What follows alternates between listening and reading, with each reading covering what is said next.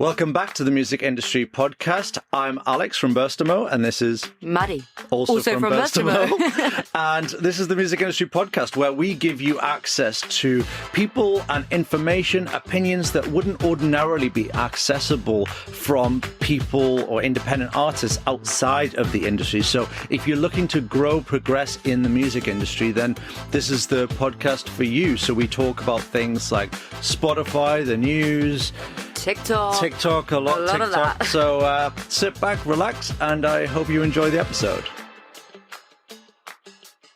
Welcome back to the Music Industry Podcast. Today is a bit of a spontaneous episode, which came from last episode, where we were talking about industry trends rather than advice and what artists can be doing to be able to be on the latest trends and taking advantage of those trends to further their career, start getting streams and start getting followers. Obviously, we know that social media is changing a lot. So we brought Sinead in as well, who, if you work with Burstamo, if you're one of our artists, you will know Sinead. She basically, you came in as originally it was digital marketing, and now you essentially run and manage all of the campaigns for our artists. So we thought you're the best person to bring in, as you are literally at the level of working with the artists and being able to know what's working for them and what's not. And in the last episode, we talked about how I personally think that TikTok have kind of messed up. They've put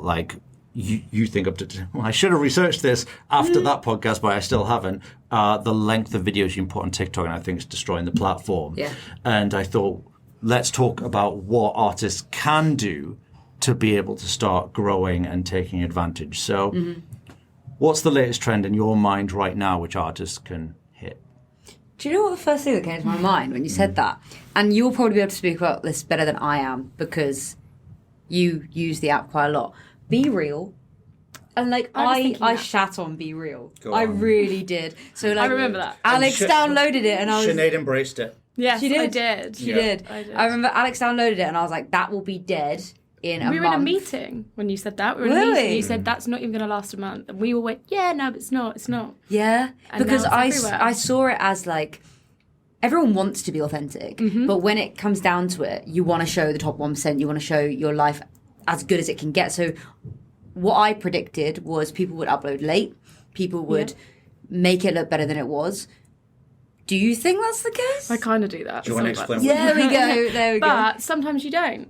I think what's really good about Be Real, like I've even seen like artists even using it, and they're actually like people are publishing it on their social media.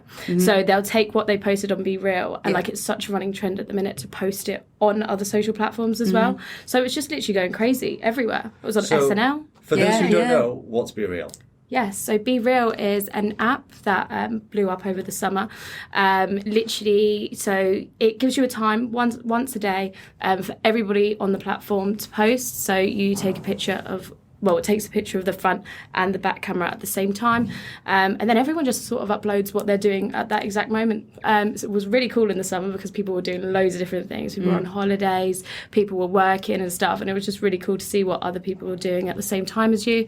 But yeah, I do think sometimes people use it late on purpose. But there's a sentence that everyone says that, oh, that's not really that real though, is it? Yeah. But everyone always says that. I've heard that so many times. So yeah, that is a thing. But I do also think it's very authentic. I kind of see it a little bit like Snapchat in a way of you have to have people, you can have it as like a private thing, whereas Instagram, most people don't have private accounts. Whereas Be Real, you're following just friends, but you're starting to see more and more people using it as more of a platform to grow an audience and give your audience something a little bit more exclusive.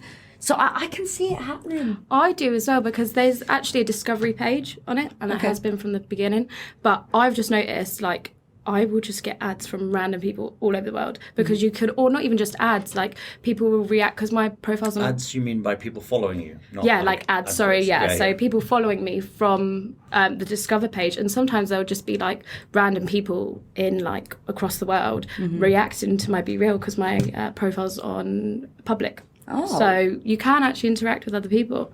But yeah, I've been getting a few follows from some random people. So you can get discovered on it, yes, a bit like the Instagram Explore page or like TikTok For You page. Yep, I do think it's going to grow in that direction. With the amount that everyone's talking about it, it could become something quite big. I take back everything I said. Are we saying now that this is kind of becoming the new exclusive club for artists where their most dedicated fans can go to see kind of behind the scenes content? Yeah, I saw I think it was an ad on Facebook, like an advertisement on Facebook of a well-known artist, and it was like, I've won the best Be Real of today, and it was a picture of him at his concert, and then the opposite side was of the crowd.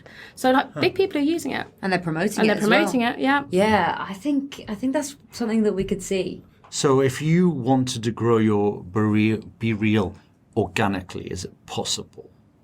I think so. With the Discovery page, with the Discovery potentially, page. Yeah. I think if you're an artist anyway and you have fans, and let's say you post to Be Real and then you shared it to your Instagram story, 9 out of 10 of the people that engage with you on your Instagram will probably go over to Be Real if they have it and engage with you on there as well, because they'll be able to react to your Be Reals, and they know that you've seen that. It's almost like a like on Instagram, but because it's not so saturated at the moment, they'll probably think, oh, they're going to see me react to their Be Real. True. Also, for people that don't know, you can react to Be Reals with another image. Yes. So I've done that with yours before. Yeah. I just react to a Be Real with your own face. So I guess that's really cool for fans to know that your favourite artist is kind of going to see you. And it's not just a like or a laughing face or a comment. It's an actual human reaction, which is quite cool. That's very true. And that could be a hugely big incentive to go over. And, because I hate those like follow for follow things, or I'm like going to follow some fans or something like that, because everyone knows it's an engagement bait.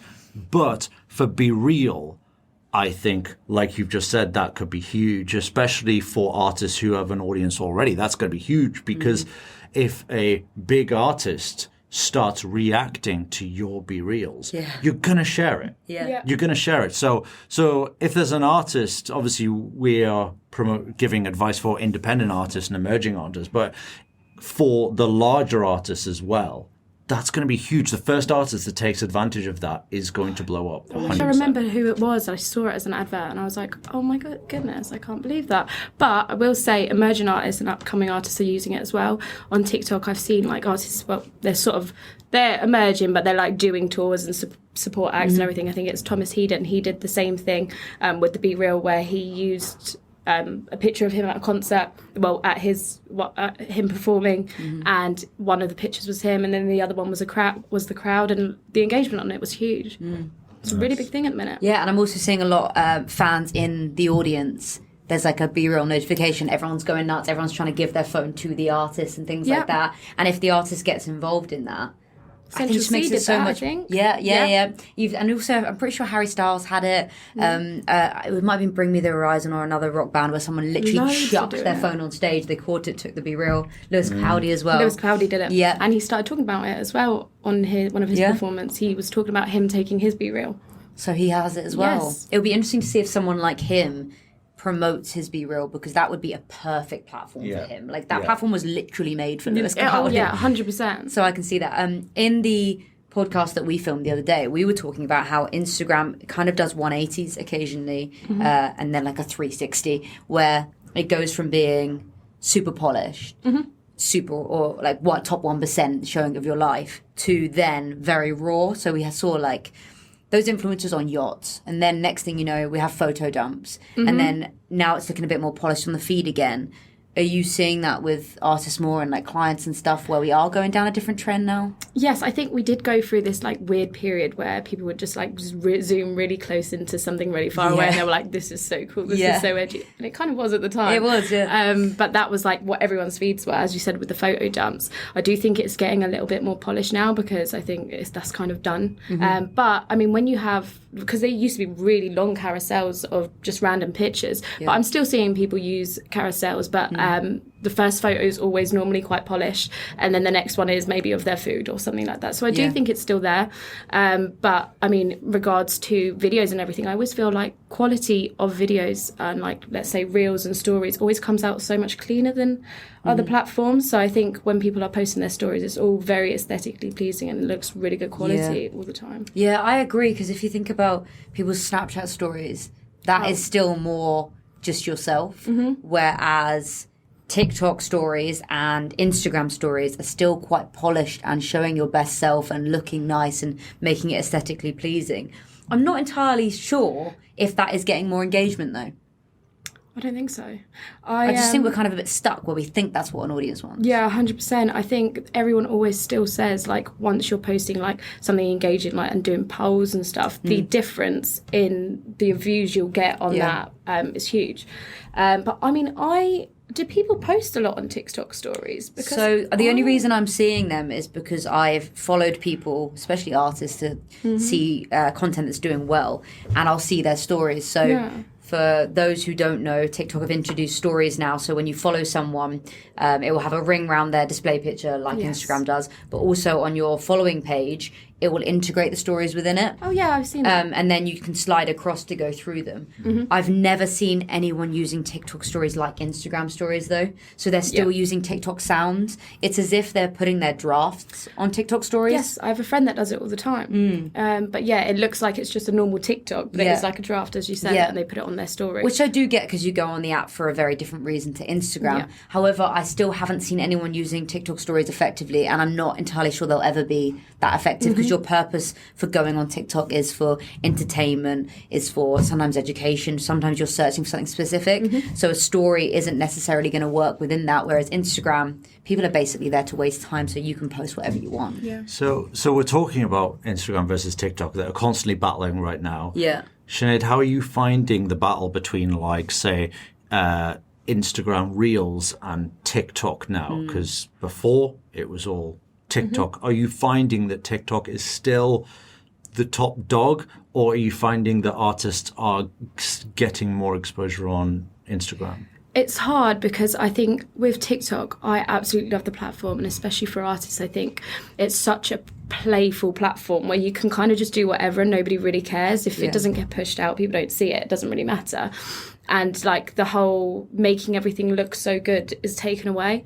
I have found that, like, at the moment, Instagram Reels are really, really just getting pushed out, though. Like, I've seen some artists post the same video on TikTok and on Reels, and the Reels will be getting, like, over 1,000, like, in the thousands of views. And then sometimes with TikTok, it's hard if you don't sort of get it right, like, the first few times. The reach isn't as big, but I don't know if that's just because so many people are posting on the platform that kind of content now. I do think it's still such an important tool to be creative and everything and interact with other profiles, but I do think you do have to do it correctly, otherwise you won't get pushed out. On TikTok, TikTok. I just feel like with Reels, you can kind of post, let's say, a 10-second video of you singing 2 lines of a song, and it will probably get pushed out quite far, or use the trending sounds. I think Reels are really getting pushed out at the minute. So it sounds like Reels has gone from being a bit of a copycat feature to actually being an incredible opportunity for artists, is what we're concluding. Yeah, 100%. I think it was before, like, everyone's Reels feed sort of looked like TikToks from like 2 months ago. Yeah. Now I just feel like they have a completely different look. As I said, with Instagram, it's very clean and it's a very aesthetic kind of looking thing, where TikTok, you can just kind of not really care about it too much. And I think you see that a lot with Instagram Reels now, and like all of these big accounts, not necessarily artists, all of the content is really polished and just like camera just in a night in good framing still and everything, even like the educational videos. But I think TikTok's really still a good platform to be authentic and, as I said, interact with other artists and duet stuff and stitch stuff, and you can just have fun with it a little bit more than you can on Instagram.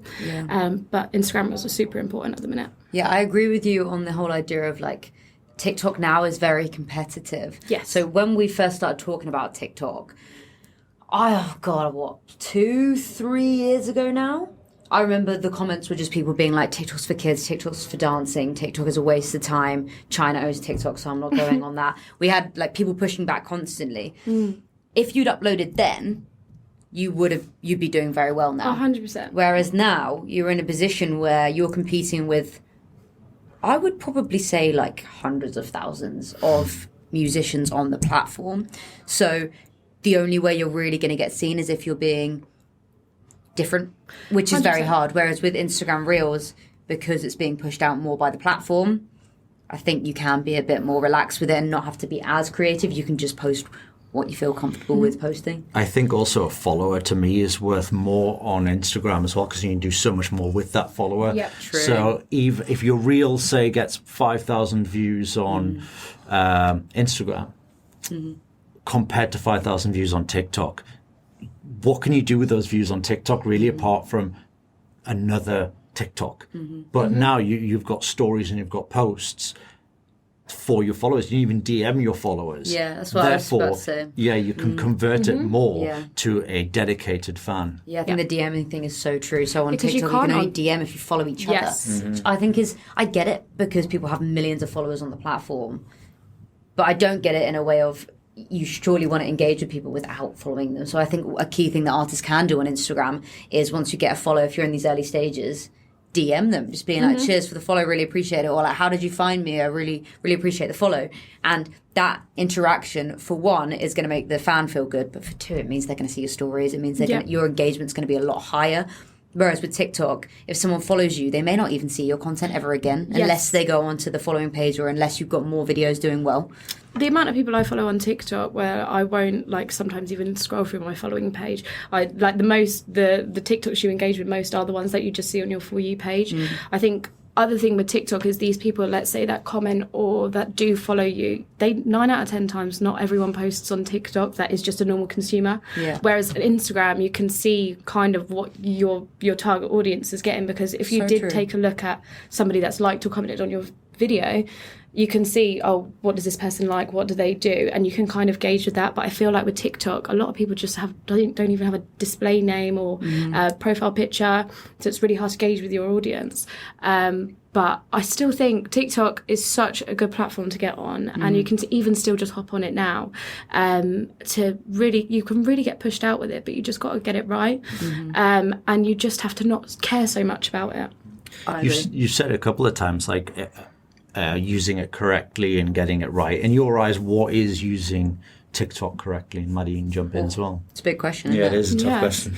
I think it's such a good platform to do promo. So when your distributor puts the track onto TikTok, take advantage of that and do, I think you've spoken about it before, where you say, oh, this track's for the people that, oh, so-and-so are feeling this way, or I wrote this song about me being da-da-da, for you guys to listen to. So it's so good for that, but just do not keep pumping that into it and like have no other videos on your platform. I think using the track, you're like doing promo videos with your own track on there with like days in the life and stuff like that. Super cool, because people are really engaging with like aesthetically pleasing stuff. But I also just feel like artists really, really try and steer clear of doing covers, but it's just the way forward on TikTok. I agree. Are just I don't understand why. I think they feel like they're losing their creativity, or it's I think because they associate cover artists with like not real artists. But there are artists that are absolutely massive, and some of their most well-known songs are covers. Like there are some songs that people don't even realise are a cover that are like the most popular songs. And I think artists need to get rid of their ego in that way. Yes, 100%. And just jump on it. And also, there may be a song that's trending that's not your genre at all, and you actually aren't even a fan of the song. You think it's badly written or whatever. You can change it entirely. You can change it entirely. I saw an artist the other day that took Doja Cat's most recent track and covered it in the style of Arctic Monkeys. And it was so cool. He created a new bass line. He wrote the guitar part and then sang it like Alex Turner did. And it was so cool. But if you go to his profile, you can see that actually that's kind of his vibe anyway. 100%. So you're not watching that thinking, oh God, that artist is covering Doja Cat. Like, he looks stupid. It worked so well. And I think you're completely right with that covers are a great way to get pushed out just because people recognize it. They don't know you as an artist, so a cover's a great way to get in front of them. Every big artist I've seen on TikTok, if you scroll down all the way like a few months back from before they've blown up or like they've released an album, every single video is a cover. Literally every single video. And I always use Peter McPoland as an example. He did a cover of Levitating by Dua Lipa into an indie folk song. Oh my gosh, incredible. So good. Literally was trending, went so viral on TikTok. He made a really like simple sync music video, which was kind of like a day in the life on YouTube, just filmed on his phone. Everyone went crazy for it. Now he's literally flying. But people just hate doing covers. But I mean, I even like whenever you scroll through and whenever I see any artists I follow that are like sort of like that are getting there, have gone past that point and are, as I said earlier, touring or but they're still sort of at the beginning, they're still doing it. They any song that's on the chart in the charts like Harry Styles or anything like that they see trending, they'll just hop onto it and do like a 10-second cover or 15-second cover and it blows up. I just don't really understand and it's why funny it's as so well because looked down on. BBC Live Lounge is covers. And like no one's commenting like, oh my god, as if Harry Styles is doing a cover, he looks so stupid, because they're suddenly credible. Yes. I think what every artist is scared of is doing something they think is embarrassing and then it not doing well. However, if you'd done that embarrassing thing from the start and it worked, you wouldn't be embarrassed. And that's so stupid because you could very easily break from one of those embarrassing things. And if you're listening to this podcast, I keep doing like air quotations. But basically it's not embarrassing. No. Because it could work. But going back to the technical side of things, if you think about how the algorithm works, it will retarget your audience if they've liked it, so they haven't followed you. But if you say get 1 million people viewing that cover, then your next 3 TikToks are going to go out to that audience and it's going to give you a shot. So if you get a viral cover, that's your opportunity. Your next upload is free advertising for your next track. literally. Yeah, that's it. That's an important thing to mention. I don't think we've ever spoken about this before. The idea of what you do next after going viral. And I think a lot of people will go viral and then maybe try to recreate that video or do something that's similar to that video. Whereas instead, this is your opportunity to reach those people again. You could do just something that's promo. You could do a cover, it blows up. Your next video is your own song. And it's being put in front of people. That's like you said, free advertising. Literally, I've used his name already. Thomas Heeden, he did a cover of Harry Styles. I forgot what song it was. He did a cover of Harry Styles' song. He's kind of in that genre of music anyway, which like follows Harry Styles. His fans probably like the same target audience.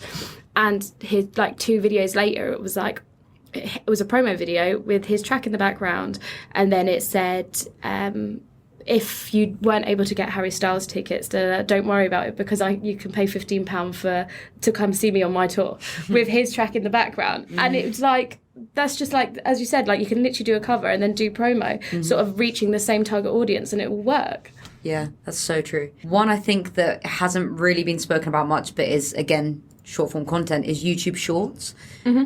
I don't see many artists doing it, and if I do, it's often just a copy of TikTok content.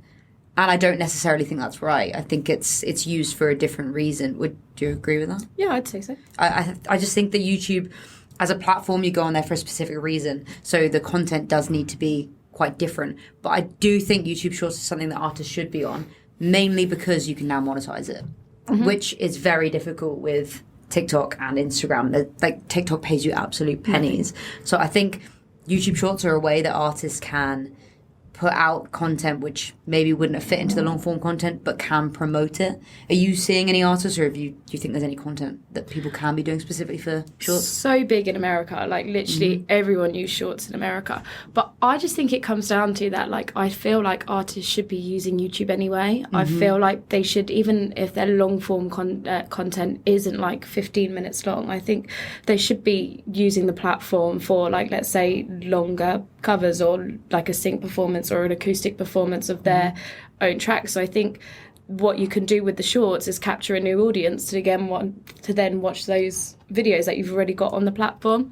I think, again, it's just like you can post a cover, you can do days in the life and stuff, and you can talk a little bit more about yourself because it's a lot more of it's a very personal platform, isn't it, where you can do like long form videos where you're talking to the camera and letting people get to know you a little bit more. But I just feel like YouTube as a whole should still be used. Again, people, especially for artists, you've got music videos, you've got live performances, post it on your YouTube and then capture a new audience by posting, let's say, a cover, and get a new audience to come and watch the rest of your long form videos. Different type of content for YouTube Shorts, or do you just simply upload to YouTube Shorts? I think the issue with posting from TikTok to YouTube Shorts is TikTok is so heavily trend focused. Yes, you don't have to follow any trends or anything like that. So the content that worked on TikTok wouldn't necessarily work on YouTube Shorts because the users are there for different reasons. So I think the trending stuff that you're using wouldn't work. But I feel the like maybe content the could be Instagram moved. Reels could then be put over there. Yeah, I I could think see that. like cleaner, looks nice, like all in good framing, and again, you don't have to you're not adding on. Like let's say you pulled something from TikTok that, as you said, was a trend, probably wouldn't work that well on YouTube Shorts, but maybe the stuff you'd post on Instagram Reels. I can see that's sort of more Polished unique content that's fitting to you and less stuff that you think is going to go viral, because I just can't see that working on YouTube Shorts. Mm-hmm. Can you bring in a new audience from YouTube Shorts then, are you saying? Yeah. Or Yeah. you can. And how do you bring that audience in? Is it from tagging? Is it from your title? Is it being associated with other artists? All of the above. Yeah, so I mean, it's kind of just like let's say TikTok, like there's a discovery page on the home screen and everything, and yeah, kind of for your titles, tagging. Just capture people's attention exactly the same way as YouTube, because obviously we wouldn't say that you can break as an artist through YouTube long content alone, but we're saying today, YouTube Shorts, you actually can start using it. Plus, they really do need to sort it out and push it out somehow. So it might go the way of Instagram Reels, where they really push it out. Oh, I 100% agree. Some channels that I follow, their most viewed videos are Shorts because it had an engaging thumbnail, an engaging title, and you only had to invest like 10 seconds into it, which is a lot easier to get views on than a full 20-minute video. So I think there's definitely opportunities for artists to be using it. It's just finding what your style is and finding how you can create on it. And I think that's always difficult on YouTube because some artists aren't very confident in the whole camera in the face thing, but you can do a different way of doing it. You don't have to put the camera down and speak to it, or vlogs or anything like that. You can film the production of your track, which isn't so focused on you. And that can be interesting. Look at Charlie Puth. The whole light switch thing, you saw the production of the track. So I think that you sometimes have to get a bit more creative with YouTube over other platforms. Excellent. So to finish off the podcast, we're going to take a submitted question, which we have prepared already, which is, I don't know who wants to answer it first, but how do I know who to work with? Example, managers, labels, marketing, that kind of thing. It's a hard one. How do you find them? Well, I think the best people in the industry you will hear about through friends, from people on social media. I think they're the best because it's word of mouth, so it means they are good. There are some people that you're going to be able to find online through a quick Google and whatever that probably will be good at their job. However, if they're going out of their way to kind of rank on Google and push themselves out, it might be a situation where they're really looking to just make some money. So I think the most important thing is finding people that you trust, finding people that you get along with and think they're decent human beings, and being able to have a conversation with them and understand that it's something that's collaborative, because you can't hire anyone in any side of your career and not be involved in some way. You need to have a relationship with them where you feel like you get each other. So Sinead, obviously you speak with labels, management, friends and family who are just helping the artist. Is there any signs or red flags or anything that you've experienced in your time? When you have someone very close to you managing it, like let's say a mum or a dad managing it, it can get a bit like it sort of almost feels like the career is for them rather than the artist. Sometimes it's not that bad, but I feel like it just gets very emotional, and it's just can sometimes be a bit of an iffy one. I see a lot of friends being managers. I think that sometimes works quite well, or like older brothers and sisters. I see quite a lot of, but other than that, I mean, the only times that it's difficult to work with people is when the only conversation you have is with the manager rather than the artist. Interesting. And I think that's super important to have that relation for an artist to have the relationship with their manager where they're sort of on the same point of contact, where they both feel comfortable with speaking to whoever they're working with. So I think a sort of a good sign of having a good manager being very involved in it yourself rather than the manager just taking the reins. So you find it's a hindrance if you have that block there. The manager's like trying to protect the artist too much, and then the artist isn't progressing. Yeah, I understand if, like, obviously there can be very busy different stages in your career. I understand that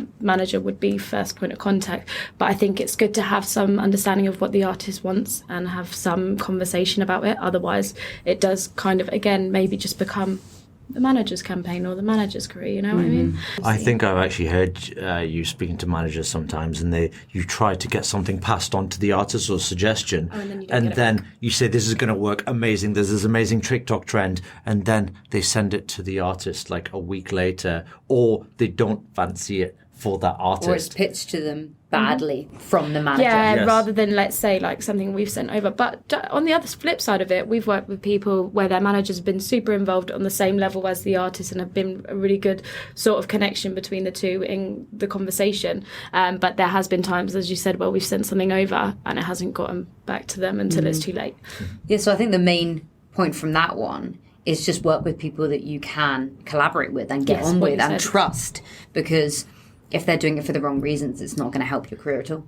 I completely agree. And we will have on the members area, a complete list of approved people that you can work with. And we're going to create like a reviews area as well. So if you guys have any experience with people, whether it's bad or good, do submit them to info@burstamo.com, because we're creating a huge database of reviews for every single company. And individual, like producers. And individual, like that. because we hear so often people getting ripped off. Sometimes we'll do our own research and the artist doesn't even know they've been ripped off until we actually look at the data. Yeah. So important that you work with the right people. So anything that you have, we'll be creating it into one big database for all artists to access. And therefore, hopefully, we clamp down on the industry of people just being ripped off and working with the wrong people, because there's just too many out there. Yeah. Good place to leave it. Anything else? Such positive to end on. Yes, absolutely. But you've got to cut to the. I don't know. Through the shit. Is that right? I don't know. That Through the nitty gritty. Yeah, right, we'll take that. That's so British, isn't it? Through the nitty gritty. That's one of the worst ends to a podcast we've ever had, so we apologise for that one. But if you are watching on YouTube, subscribe if you're not already, drop it a like, and I don't know, how do I do this? Do you want me to? Yes. No, because then it'll cut weirdly, won't it? Mm-hmm. Now what do we do? Do you want me to end it? Yeah. No, it's all right. Okay. So if you are watching on YouTube, drop us a like and subscribe, and drop us a follow if you are listening on a podcast platform. Sweet. I can cut that somehow. Yeah. If not, I'll leave this whole thing in. Sick.